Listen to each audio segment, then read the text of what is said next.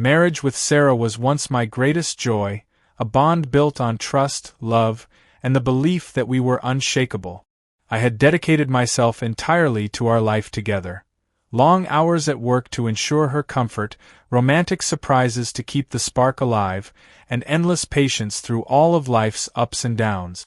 4 years, I thought we were on the same page. I was wrong. The first crack appeared in the form of subtle changes. Late-night text messages, hushed phone calls, a distant look in her eyes when she thought I wasn't watching. At first, I dismissed it. Maybe stress? Motherhood had changed her, and that was normal. But then, small inconsistencies in her stories began to pile up. One evening, I arrived home earlier than expected. The living room lights were dim, and Sarah was curled up on the couch, cradling our newborn son. She didn't hear me enter, too engrossed in her phone. A text flashed across her screen. "I miss you already. Can't wait to see you again." My stomach knotted. My pulse pounded against my temples. The name on the message? Nathan. The name lingered in my mind like an echo from a forgotten nightmare. Nathan. Something about it gnawed at my subconscious, but I couldn't immediately place why. Keeping my expression neutral, I approached, pressing a kiss to Sarah's forehead. "You're home early," she said, startled. "Finished work faster than I thought." I smiled, forcing warmth into my voice. "Did you decide on a name for him?" She hesitated, just for a second, but I caught it. "Nathan," she whispered, brushing her fingers across our baby's cheek. A cold chill ran through me. My mind raced back to a conversation months ago, an offhand remark from my best friend, Mark, during a night of drinks. "You sure Sarah isn't seeing someone? Heard something about a guy named Nathan." Probably nothing, but just saying, "Keep an eye open." At the time, I had laughed it off. Sarah? Cheat? Impossible. Now, though, I wasn't laughing. Forcing my emotions under control, I nodded. "Nathan. Strong name." Sarah's eyes flickered with relief, mistaking my calm for acceptance. I didn't let my mask slip.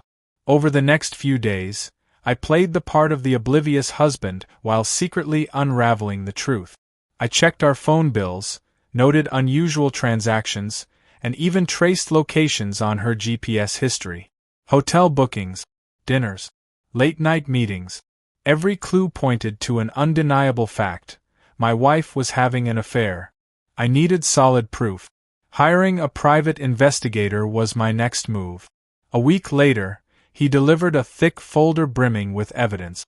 Photographs of Sarah sneaking into a hotel, arms wrapped around a man I had never met but now knew all too well.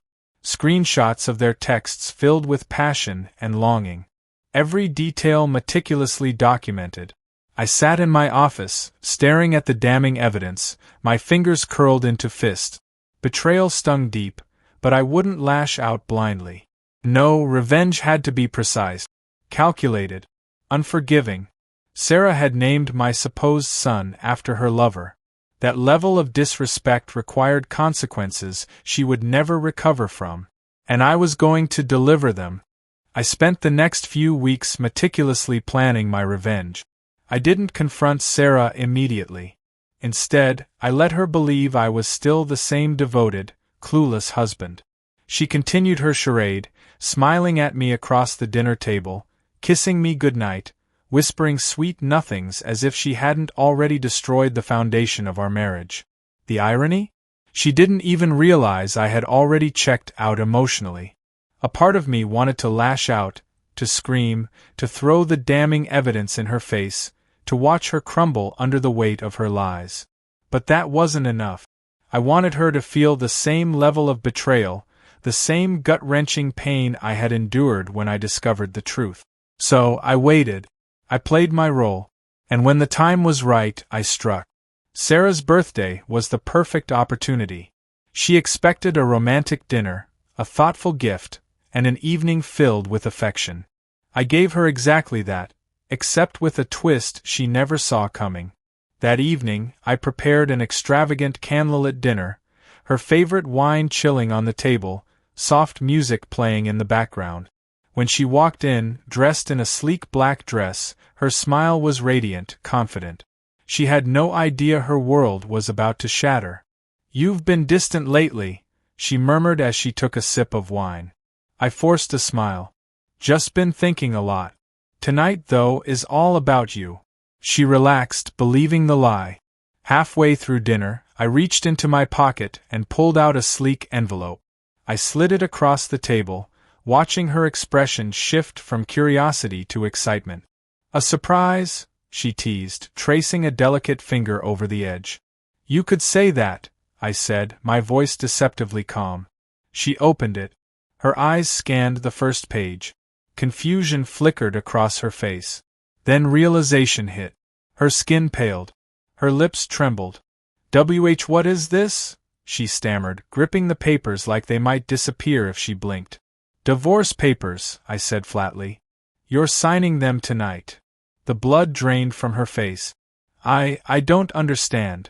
I cut her off, tossing a second stack of papers onto the table, photographs of her with Nathan, intimate messages, receipts from their secret rendezvous. The evidence was undeniable. Her breath hitched. "I can explain." "Go ahead," I challenged, my tone devoid of emotion. Tears welled in her eyes. "It was a mistake." I let out a humorless chuckle. "A mistake? A mistake is forgetting an anniversary. A mistake is misplacing your keys. You carried on an affair for years, Sarah. And the worst part? You named my supposed son after your affair partner." She flinched at the venom in my words. "I never meant to hurt you." "Spare me," I snapped. "You knew exactly what you were doing. You just never thought you'd get caught." She reached for my hand, desperation in her gaze. "Please, we can fix this." I pulled away. "There's no we anymore. By the way, this house? It's in my name. I want you out by morning." Panic replaced the tears. "You can't be serious." I leaned back, arms crossed. "Dead serious." Her body trembled. "Nathan, our son." I narrowed my eyes. "A DNA test will determine that. If he's not mine, you'll lose everything." She broke down into hysterical sobs, begging, pleading. But I felt nothing. No sympathy. No regret. Only satisfaction. Tomorrow, she'd wake up in a world where she had lost everything.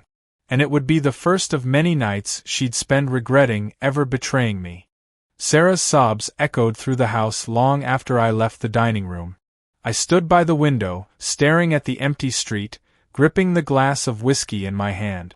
The woman I had loved, the mother of the child I had thought was mine, had betrayed me in the most unforgivable way. Yet, instead of the crushing heartbreak I once feared, I felt a strange sense of calm. The storm had passed. Now, it was time to watch the wreckage unfold. The next morning, Sarah was still there. She sat curled up on the couch, her eyes swollen from crying. She hadn't packed a single bag, as if staying put would somehow change my mind. When I walked in, she looked up, hope flickering in her gaze. "I didn't sleep," she whispered. "Not my problem," I said coldly. She flinched at my tone, but I didn't care. My sympathy had run dry. "You can't just throw me out, not like this," she pleaded. "I have nowhere to go." I crossed my arms. "That's not my problem either. You made your choice when you slept with Nathan." Tears streamed down her cheeks. "I was lonely, I was confused." I let out a bitter laugh. "Lonely? Confused? Save it, Sarah. You weren't lonely when you were sneaking into hotel rooms with him. You weren't confused when you named our son after your lover." She crumbled at my words, her shoulders shaking violently. I almost felt sorry for her, almost. But then I remembered every time I had kissed her, touched her, loved her, while she had been thinking of another man. A knock at the door interrupted our tense standoff. I opened it to find Mark standing there, his expression tight. "You ready?" he asked. I nodded. Without another word, I turned back to Sarah. "Your ride is here." Her face twisted in horror. "You told people?" I scoffed. "Oh, everyone will know soon enough. But for now, I figured you'd need a ride to the hotel. Since you like those so much." She clenched her fists. I'm still the mother of your child. Is he even mine? I shot back. Silence. Her lips parted, but no words came. That hesitation told me everything. Yeah, I muttered. That's what I thought. Mark stepped forward, setting a single suitcase by the door. You should go, Sarah. She hesitated for only a moment before realization set in. She had no choice. I had taken everything from her in one night. Now she had to face the consequences. She grabbed the suitcase and walked past me, stopping at the door. I did love you once. I didn't respond. I just watched as she stepped out, the door closing behind her. For the first time in years, I felt free. The door clicked shut behind Sarah, sealing her fate. I exhaled, the weight of betrayal lifting off my shoulders. She was gone. For the first time in years, I could breathe without the suffocating presence of her lies. Mark clapped a hand on my shoulder. You okay? I smirked. Never been better. He chuckled. Damn. You really did it. You kicked her out with nothing. I nodded, pouring myself another glass of whiskey. She earned it. Mark took a seat across from me, watching as I swirled the amber liquid in my glass. So, what's next? I leaned back, a slow grin forming. DNA test results should be back soon. If Nathan isn't mine, she won't see a cent in child support. And as for the divorce, I picked up the finalized papers from the table. I made sure she walks away with nothing. Mark let out a low whistle. Brutal. She was brutal first. We clinked our glasses together. A week later, the results arrived. I opened the envelope with steady hands, already knowing what I would find. As expected, Nathan wasn't mine. A cold satisfaction settled deep within me. Sarah, now living in a cheap motel, called me dozens of times, each voicemail more desperate than the last. I made a mistake, she sobbed in one. Please, I have nothing without you. I deleted every message without listening to the rest. Meanwhile, news of our divorce spread like wildfire. Friends, family, and even acquaintances cut ties with her, disgusted by what she had done. Nathan's real father? Nowhere to be found. Turns out, Nathan had ghosted her the moment she became a liability. Sarah had traded a loyal husband for fleeting passion and ended up with nothing. I, on the other hand, thrived. I focused on myself, rebuilding what she had tried to destroy. My career soared, my social life flourished, and most importantly, I found peace. One evening, months later, I ran into an old friend at a charity event. Her name was Claire. She had been there through the worst of my heartbreak, offering a shoulder when I needed it most. You seem lighter, she observed, tilting her head. That's because I am, I admitted. She smiled. Good. You deserve it. And for the first time in a long time, I believed it. Revenge had been satisfying. But moving on? That was the real victory.